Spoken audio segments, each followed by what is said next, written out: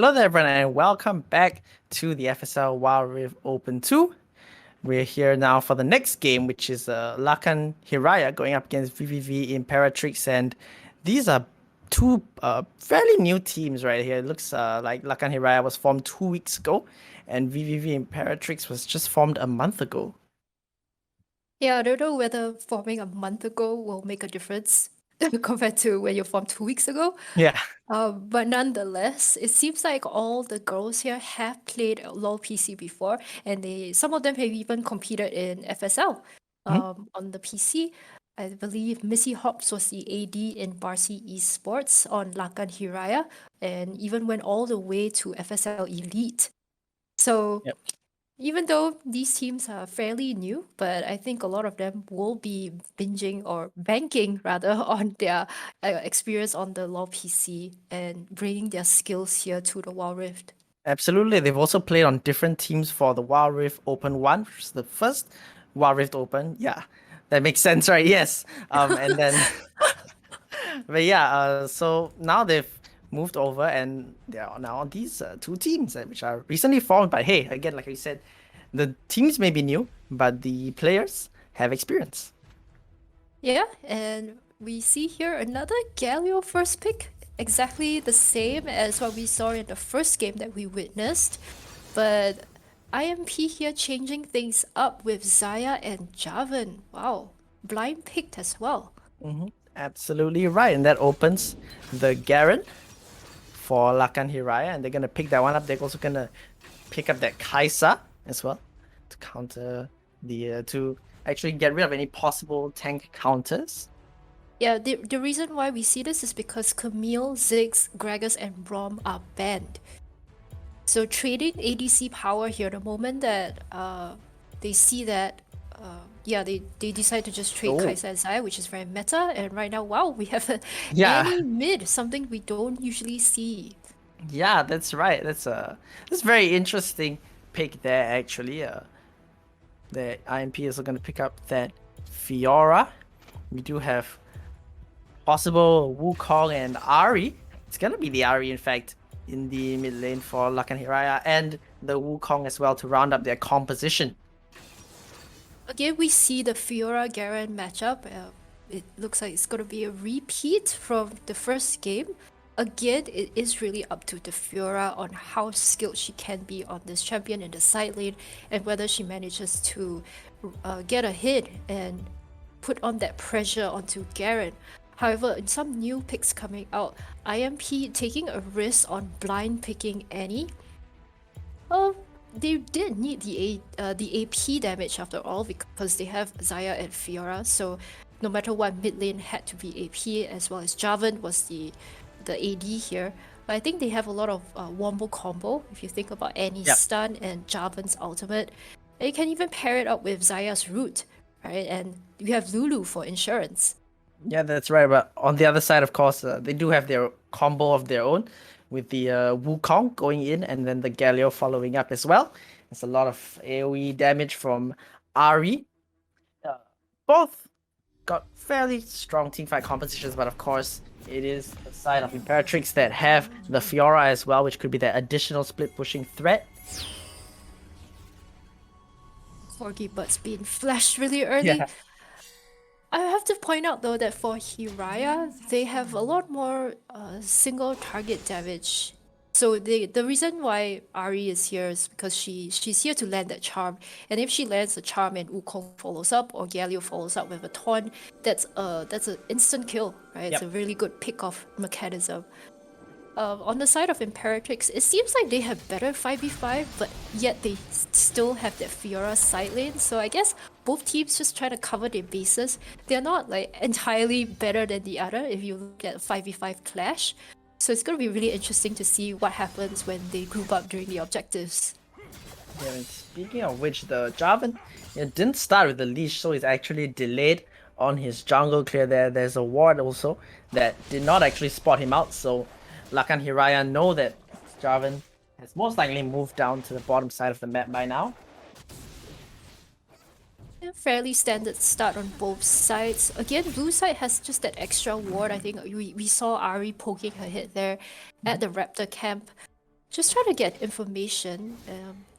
Seems like the junglers are just going to be happy to clear out their jungle in the early game.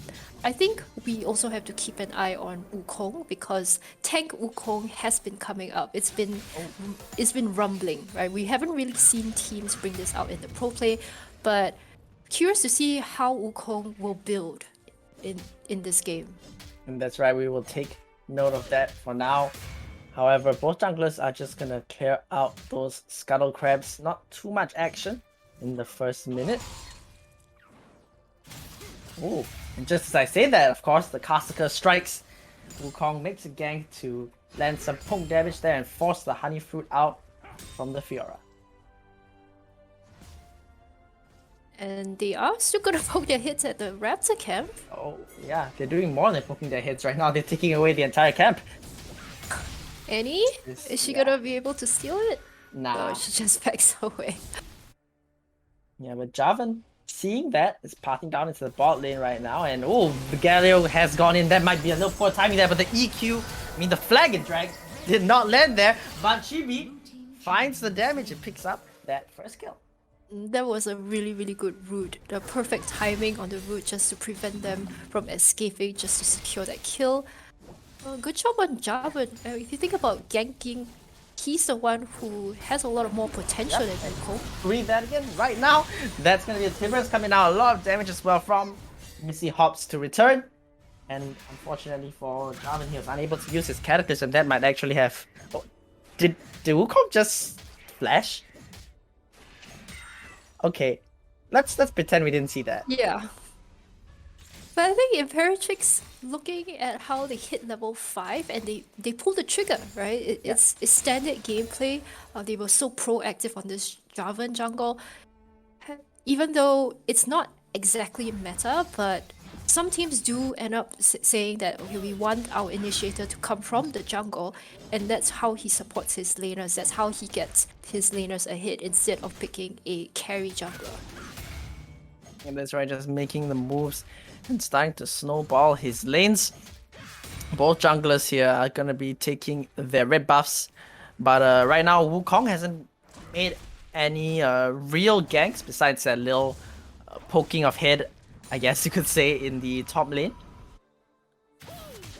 Yeah, and it is again a top lane focus for Lakan Hiraya, because Garrett is chunking Fiora out. Still a little bit tough. It is the early game, so this is to be expected, and Wukong can threaten a dive, but looks like he's just gonna go back for the recall. Yeah, that's right. Javan was the first one to make the recall though, so that means that he'll be the first one there for the dragon. We already see the pings onto it. And Imperatrix have started this one up. Dragon is about 3,000 health right now, and the rest of Lakan Hiraya are moving around. Is there going to be a fight? They are starting to posture right there, but a 3-man Timbers to zone them away. A lot of damage as well. The fight has broken out, and wow, instantly Lulu already deleted. The redemption is coming down as well. Rain is the only one in the team right now who is in the middle of everyone, and he goes down now. It's gonna be Lakan and Hiraya who are running away from this one.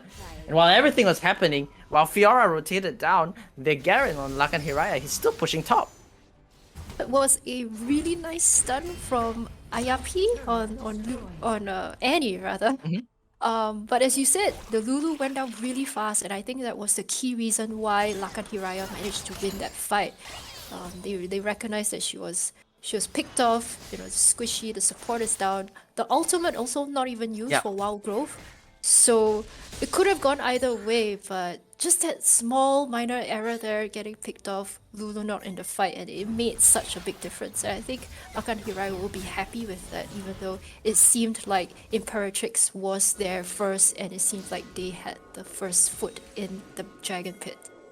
Yeah, they did, and they managed to pick up the dragon, but of course, Garrett continued to extend his lead. He managed to take down the turret, and Lakan Hiraya as well picking up 2 kills. So I would say, honestly, worth for Lakan Hiraya. You know, you can call worth on that. You can look at that little goal lead right there that's starting to build up for the Gary, which is really important going up against a Fiora, because he needs to have this Bramble vest and everything in order to stand a chance.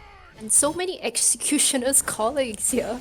You look at the items from Yeah. all the AD damage dealers. Everyone's saying, hey, there's a Garrett, hey, there's a Fiora on the enemy team. We all need to build executioners. Imperatrix walking and doing some damage there in the mid lane, but Lakan and Hiraya are the ones again with the priority here, moving towards the objective. The Annie has to stun again. There's no flash this time, but Lakan and Hiraya just respect that and they decide that they're not gonna go for the Rift Herald just yet.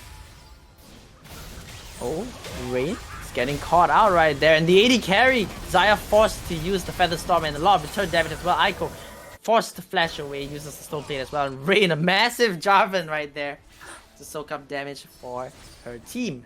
Now it's going to be Imperatrix who are the ones with the inside track towards the Rift Herald. Lakan Hiraya, the idea was that they saw Annie move up top, which is why they tried to go on the members of Imperatrix in mid. Oh dear, that's that right there was quite unnecessary. Imperatrix are gonna manage to pick up that Rift Herald, but they're gonna lose another turret for an objective. And then it means that Lakan and Hiraya are slowly opening up this map, and you can see that they're rotating down already with pings towards the bot side. They're looking to take all the outer turrets. Maybe a little bit of miscommunication from their mid laner. Everyone was at the Herald and doing Herald. Of course, the charm connected, so that's why she got picked off. Yep. It's a little bit unfortunate. Probably wanted to stay there just to clear the minion wave and protect the tower because it is Annie. And we're not sure whether she had a stun or not, but Yeah. there was a high chance that she could have protected it. Nonetheless, Lakan Hiraya here with the gold lead, 1000k. 1000k, I mean 1000 gold. Yeah, 1000k gold lead would be pretty intense. I don't think you'd really be able to come back against that. But vVv Imperatrix, let's see how they use this Rift Herald right now. It is sitting on the Jarvan and the Dragon is coming up in 10 seconds. He might just summon it for added pressure in mid lane, but actually Rain is going to hold on to that one. Dragon is coming up in 5 seconds right now. It's Ultimates actually on the Lakan. Red team are all available. Still waiting on Galio on the side of Lakan Hiraya. Both teams not quite pulling the trigger yet. I think they're trying to pressure bot lane. So blue team did manage to get a priority here. Gonna see what they do with it. Look at Ari, just try to clear out mid lane as well. So again, there's small windows here and there for both teams. Just waiting to see who pulls the first move. Yep, that's right. Garen has rotated down and so has the Fiora. He's gonna flash away from the Annie stun, and because this is not League of Legends, it does not follow. Lakan and Hiraya are the ones with the Dragon first. However, in a 4-man taunt right there. Where is the damage though? Galio is going to be jumping in with that heroic entrance. There are a lot of things going on in this fight right now, but it's going to be Wukong, the first one who is falling. The AD carry still in the back, considering to fire away onto the Fiora. Both AD carries, in fact. The Lulu as well with the protection, but Kai'Sa going in with the killer instincts right there to take the Xayah down, get a triple kill, and Lakan and Hiraya get themselves the Dragon as well. Wow, that was a Venn diagram right there. Yeah. When the fight broke out, it was circles after circles after circles.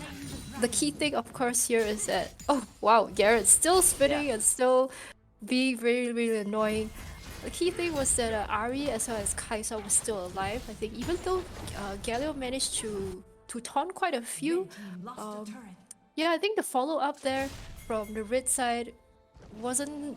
It did, like, if you talk about 5v5, right, we talked about this earlier in the game. Who has the better 5v5? As we can see in that fight, it's really really hard to tell.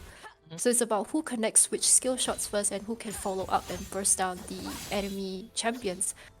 So whoever lives on the side of either team, whether it's their AD carry or their AP mid laner, both of them will have a chance to swing the team fight around. And in that case, it was Lakan Hiraya.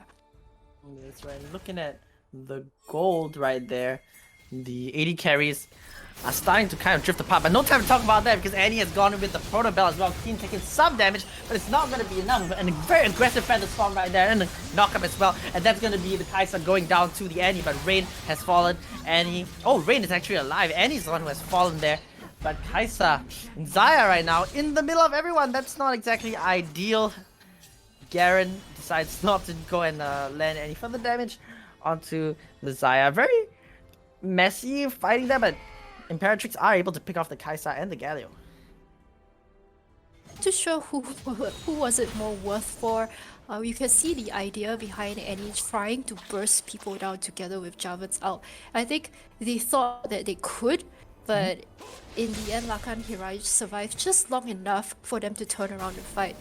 It's kind of funny to see Garen just walking by Zaya and be like, I'm out. Yeah. Even though I thought he Yeah. could have stretched it a little bit more, but it looks like just gonna be a bit more defensive and regroup with the team. Looking at the map here, top lane turret on the red side is down, and noted red team hasn't even taken down a single turret yet. Yep, always the first one to the objectives, but never able to really convert it. The Rift Herald also was wasted right there. It was used in the bot lane, but I don't think it got any charges off. One thing I wanted to point out is that for Imperatrix, it always seems like the Annie just doesn't have enough damage. I mean, the crowd control is there, sure, but even when she landed that bear onto the Kaisa, it took really long. The Xayah had to come in and aggressively Featherstorm in order to find enough damage, and that might be a problem for Imperatrix, really. Annie's gonna complete her death cap second, so that would give her a little bit more of a power spike. However, want to point out why can she not burst down anyone? It's basically because of barrier. So if you look at the left side of your screen, Kaisa has barrier, even Garen has barrier, Ahri has barrier. And this summoner spell here at Wild Rift has just been the uncontested #1 summoner spell, even though I think Riot tried to nerf it a couple of patches ago, saying that, oh, everyone's taking barrier, that's not great. But looking here, everyone's still saying barrier is still pretty much the best thing you can do against burst champions. Yep, absolutely right. Very well said. That goes to show why 3 members of Lakan Hiraya have barrier right there against the Annie. Starting to posture around the Baron once again. It's Lakan Hiraya who are the first ones, and the early bird is gonna get the Scuttle Crab.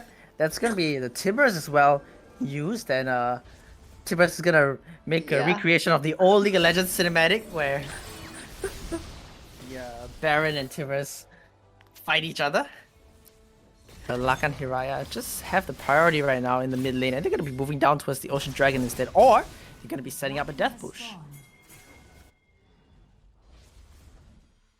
That's a Death Bush right there. Oh, Rain is pretty tanky, but not tanky enough. The Wukong lands the knockup as well. That's going to be a flash out from the Lulu. Try to keep her alive. Kaisa diving to the back line. Galio following up on that one. It's going to be a double kill for Ahri so far. And Imperatrix are now at their turret. That's going to be another charm landing, but Ahri not enough mana to follow it up. Lakan Hiraya pick up 2 kills, and they're going to be able to pick up a dragon as well.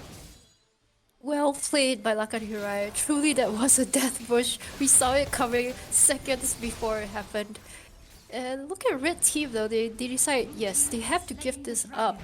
But at the same time, we haven't really seen this Fiora come online.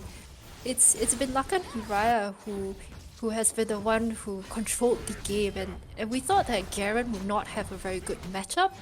But right now, it is the Garen who's pressuring the side lane so much that, Imperatrix try to 5v5 and they try and split push, and yet they can't. They're in a very awkward position. Yeah, it's definitely not helped by the goal leads that are starting to amount right there. About 1,000 for the 80 carries and mid lane as well. In the top lane, things not looking really good for the Fiora, who I believe had a Trinity Force as well as a Blade of the Rune King, but Garen with additional items above her.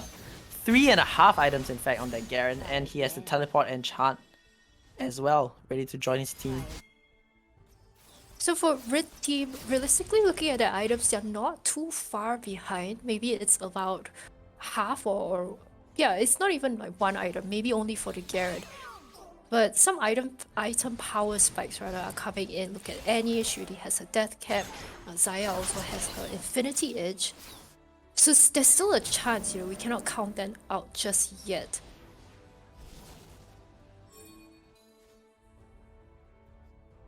Definitely not. Things right now. Fiora trying to play a little aggressively there. Able to chip off some damage to the Garen, so that is a promising side there for Imperatrix.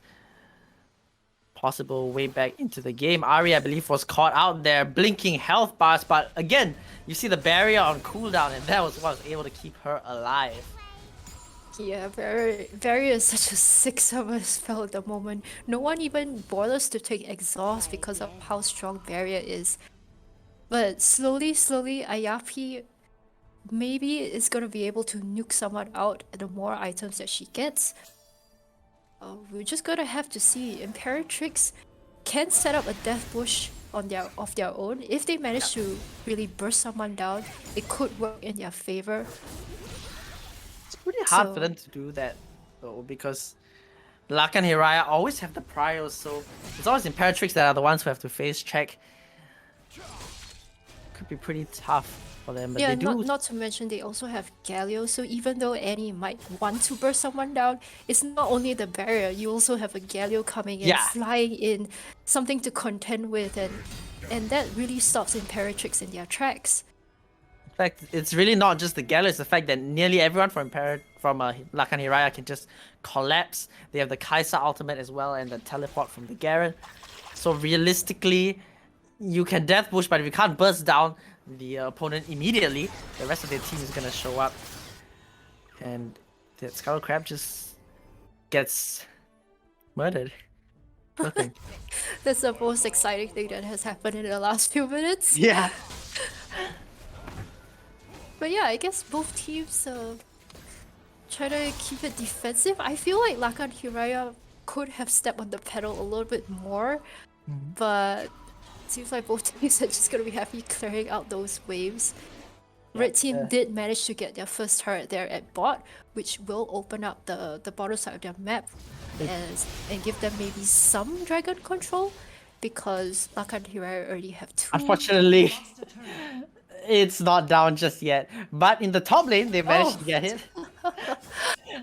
Yeah, it's fairly low though, so that could help them out. But the Cloud Dragon is gonna be spawning, and it's the Elder Dragon, no less. Lakan and Hiraya are the first ones there. Imperatrix again are the ones who have to face check this, and with the Ari charms and the Galio taunts, it becomes very hard to face check. Even if you are Rain, the most tanky member of your team, you still are gonna face a lot of trouble. Oh, it's finally down! Yeah, there we go. That opens up the map a little more. But this mid lane turret here, keeping a lot of the map in Lakan Hiraya's side, and it's gonna be a tussle in the top lane right now. Fiora gonna proc 2 of those vitals. Can she proc the 3rd? There's actually gonna be a fight as well in the mid lane, and that's gonna be Annie there with the Wild Growth to keep herself alive. A lot of return damage as well. Both sides trading, and while all this was happening in the mid lane, it appears that Fiora has been able to take down the Garen in the side lane, and that is a 50-second death timer that now Lakan and Hiraya have to worry about. Oh, that is so big. That signals that Fiora is finally online. We see like 2 different playstyles from game 1 compared to here in game 2. Here she was a lot more conservative. Look at the items. She has her 2 core items, Executioner's Calling as well, Steric's Gauge. 2 1-1, keeping her KDA positive. I think she just recognized that that was the time where she could win the 1v1 against Garen.